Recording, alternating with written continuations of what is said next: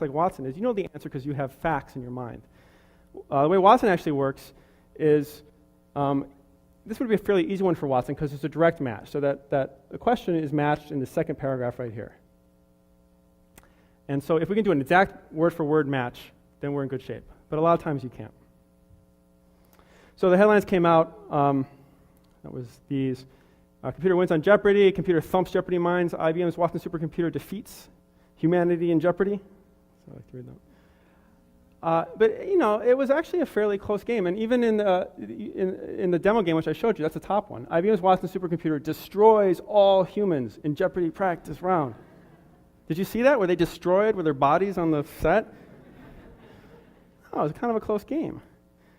So after Jeopardy, we moved into the medical domain, and this was we wrote a paper. We were scientists. You write a paper, and it was difficult to write the paper because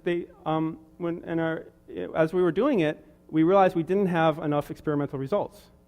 You know, we had a lot of ideas about what might work in medicine, but we had very little by way of experiments that we could point to saying, look, what we're doing is better or helps in a way that these other existing systems haven't.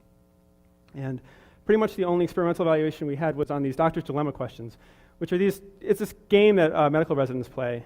So it's like Jeopardy. It'll be questions like, familial adenomatous polyopsis is caused by mutations of this gene. Yeah, I didn't know that one either. So it's kind of like Jeopardy. And these lines over here are like that winners graph I showed you before. And the lines I showed you before had dates attached to them. These aren't dates. This is the Jeopardy system, this purple line. We just took the Jeopardy system and ran it on medical questions. And I would say look at the right side for now. This is if we answered all the questions.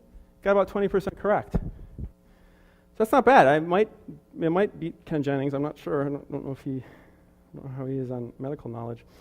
But then we improved the system. So we added medical sources. And what we did with these graphs is we showed each jump is according to one improvement. So this red dotted line is we gave it medical textbooks. So instead of answering everything using Wikipedia, the Urban Dictionary, and a bunch of sources you don't want to use for this, Shakespeare, not a lot of good medicine in Shakespeare, we gave it medical textbooks, and it did better. And then we did retraining. So we trained it on medical questions. This system had been trained on Jeopardy systems, and by training, it learns how to combine its different forms of evidence. Now, remember, the evidence isn't that deep. It's kind of like things like I showed you with the passage matching. But by combining a lot of these different ways of producing evidence, it can actually come up with the correct answer.